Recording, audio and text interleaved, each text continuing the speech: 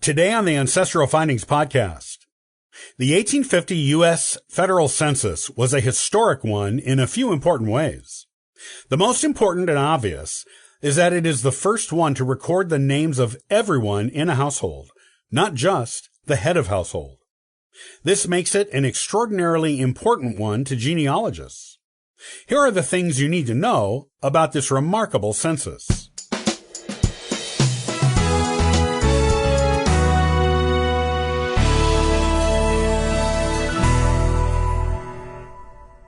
The 1850 U.S. federal census is a historically important one, as most genealogists of even a little experience know.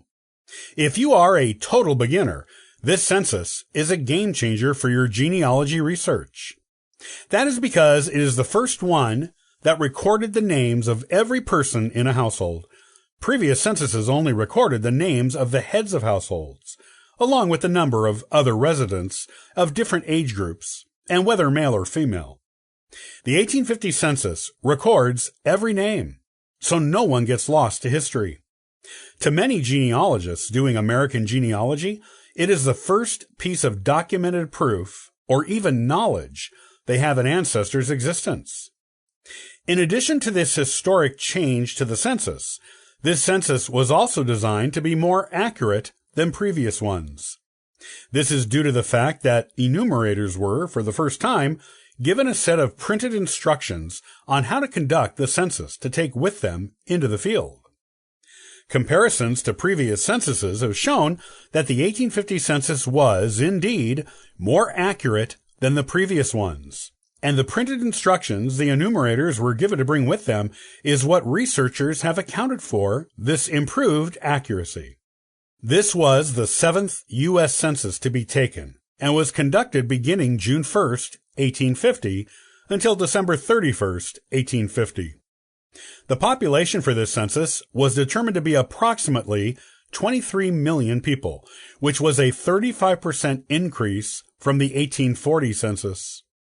The total U.S. population enumerated in the 1850 U.S. Census included 3.2 million slaves.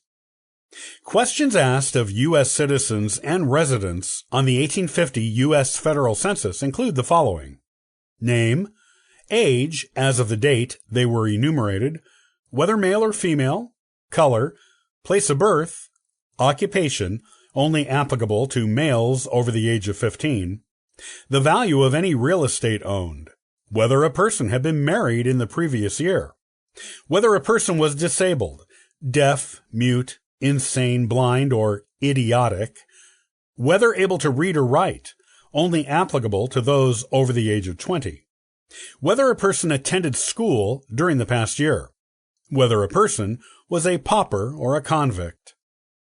Unlike later censuses, this one did not record the relationship of other household members to the head of the household. However, the other information provided, as well as the names of neighbors, can often reveal or at least hint at such relationships. While free people were all recorded by name in the 1850 U.S. federal census, slaves were not.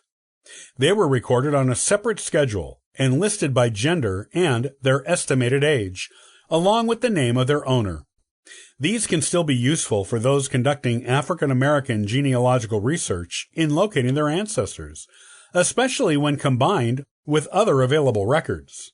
When other records are available, the 1850 census slave schedules can often be instrumental in identifying the location, age, gender, and owner of an ancestor, and placing an ancestor by name in that owner's household.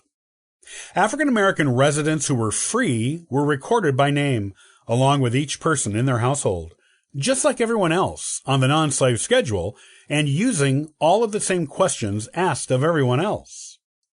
Like the 1870 U.S. Census, there was a controversy with the taking of the 1850 U.S. federal census. This one centered on the territory of Utah, which was not yet a state.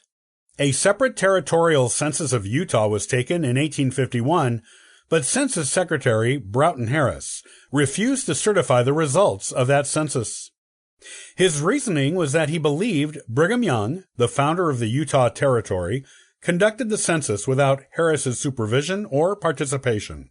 This dispute was instrumental in Harris's decision to abandon his post and join other so-called runaway officials of 1851, Utah territorial officials who left their posts in protest of various goings-on in the territory during that year.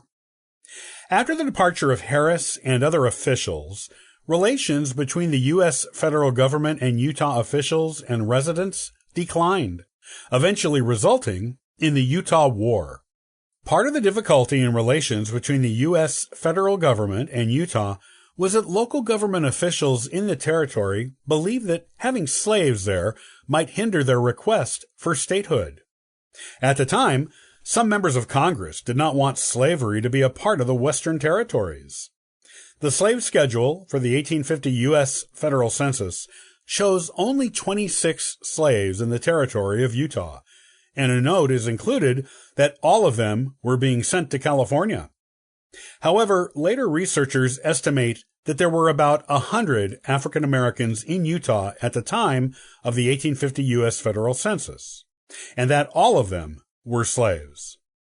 In addition to the Utah controversy, the 1850 U.S. federal census shows one more interesting bit of information about the United States at this time in history.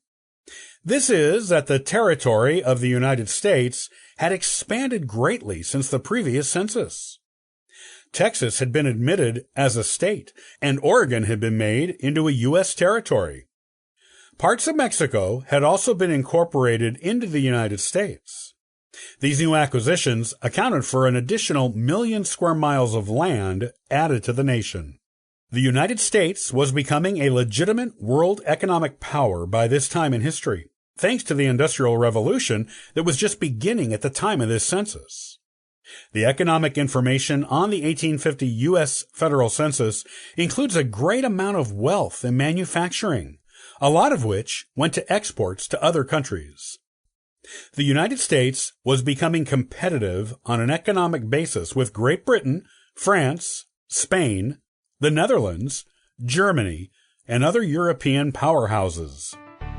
This meant it was also finally becoming a nation that the world took seriously. The 1850 U.S. federal census showed the United States was becoming the nation we know it to be today. You can get all the genealogical charts and forms that I've talked about. Look for the link in the description box below.